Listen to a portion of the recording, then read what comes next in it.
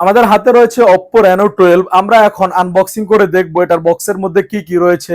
সর্বপ্রথম আপনারা দেখতে পাচ্ছেন আমাদের হাতে একটি সিলিকন কভার রয়েছে, খুবই সুন্দর চমৎকার একটি সিলিকন কভার রয়েছে এবং এতে 80 ওয়াটের একটি ফাস্ট চার্জিং রয়েছে এবং একটি কেবল রয়েছে আর সিম রিজেক্টর রয়েছে। এই ছিল বক্সের মধ্যে এবং আমরা এই ফোনটা নিয়ে বিস্তারিত আলোচনা করব। তো চলুন শুরু করা যাক।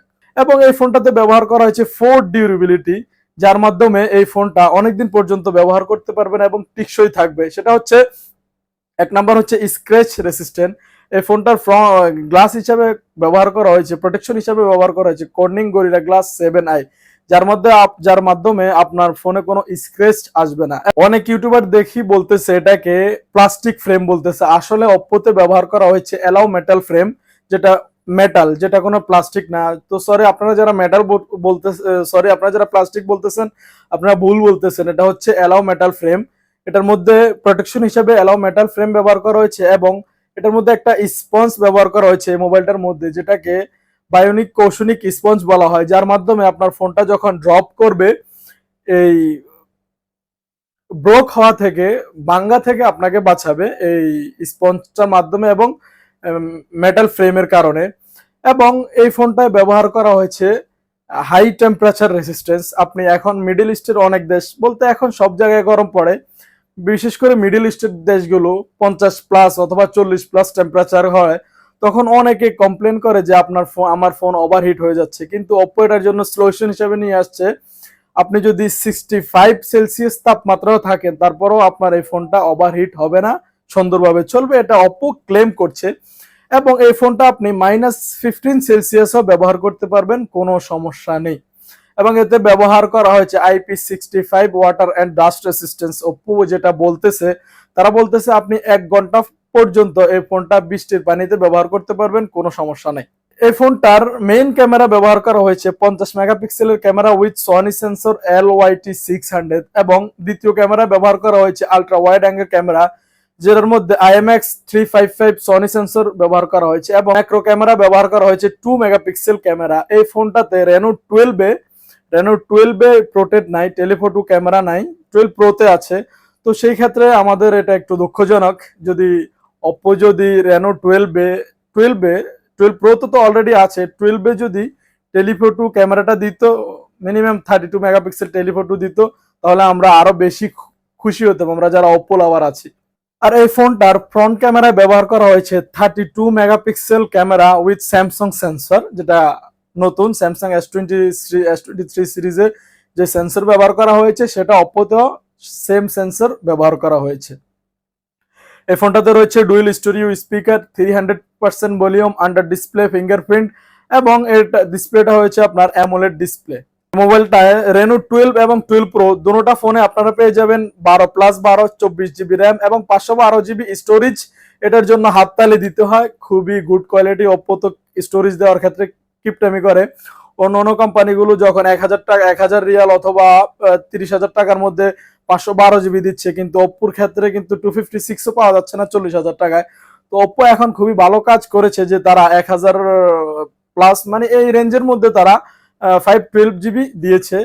12 এবং 12 প্রো দুটোটাই 512GB ব্যবহার করা হয়েছে। এই মোবাইলটায় ব্যবহার করা হয়েছে 80 ওয়াটের ফাস্ট চার্জিং। এতদিন যদিও ছোট মডেলগুলো তাদের 67 ওয়াট পর্যন্ত ছিল এবং Reno 11 প্রোতে 80 ওয়াট ছিল, কিন্তু এখন Oppo 12 এবং 12 প্রো দুটোটাই 80 ওয়াট ফাস্ট চার্জিং নিয়ে আসছে।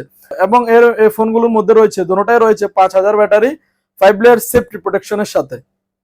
আর Oppo সবসময় ক্লেম করে তাদের ফোনগুলো 4 বছর পর্যন্ত হ্যাঙ্গিং ল্যাগিং করবে না, এরকম তারা বলে।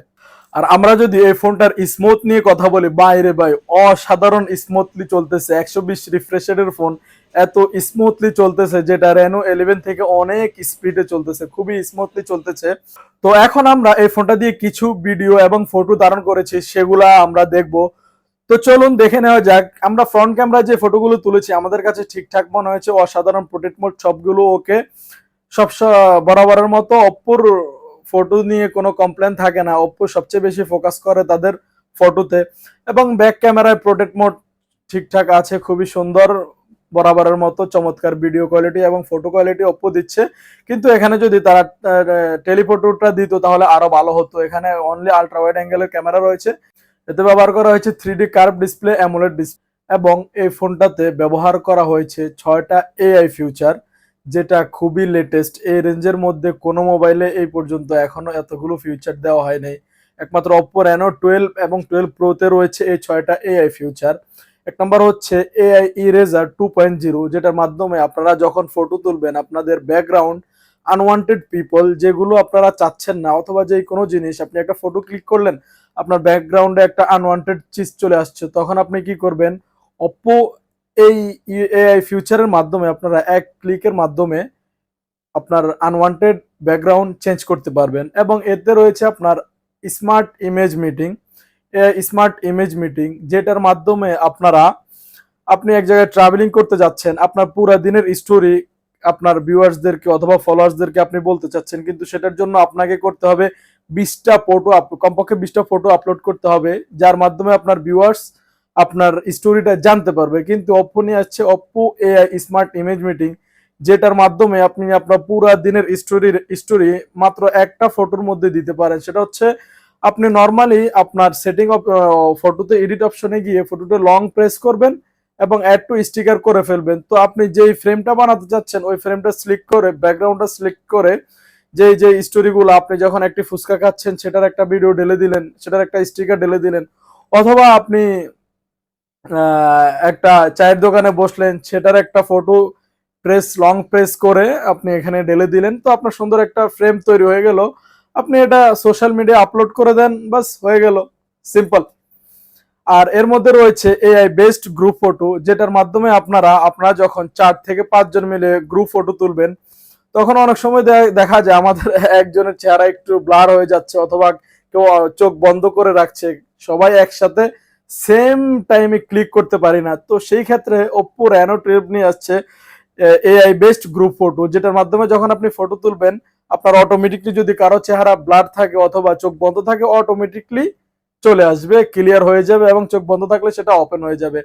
এবং এতে রয়েছে এআই বুস্ট, লিঙ্ক বুস্ট, যেটার মাধ্যমে আমরা যখন কোনো ক্রাউডে থাকি অথবা কোনো পাবলিক প্লেসে থাকি তখন দেখা যায় আমরা নেটওয়ার্ক ভালো পাই না। তো সেক্ষেত্রে Oppo-তে এআই লিঙ্ক বুস্ট এখানে ব্যবহার করা হয়েছে 360 ডিগ্রি অ্যান্টেনা, যার মাধ্যমে আপনি অটোমেটিকলি আপনার নেটওয়ার্ক ফুল থাকবে।